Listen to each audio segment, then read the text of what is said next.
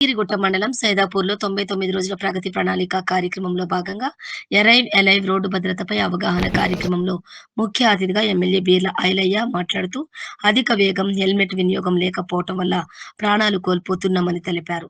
Helmet ధరించి traffic నియమాలను పాటించాలన్నారు. గ్రామ ఉప సర్పంచ్ వెంకటరెడ్డి, బీర్ల శంకర్ గ్రామంలో ఉన్న ప్రతి వాహనదారుడికి ఉచితంగా హెల్మెట్ ని పంపిణీ చేశారు. ఈ కార్యక్రమం తర్వాత వరి ధాన్యం కొనుగోలు కేంద్రాన్ని ప్రారంభించారు.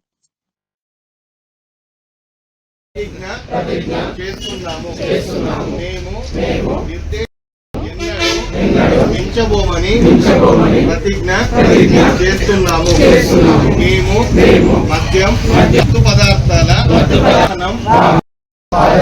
మరియు సైకిల్ తొక్కే వారికి నిర్ధారిస్తామని రాంపల్లి నాగరాజు,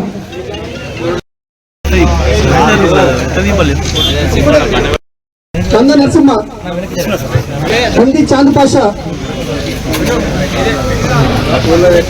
చందీ చాంద్ పాషా,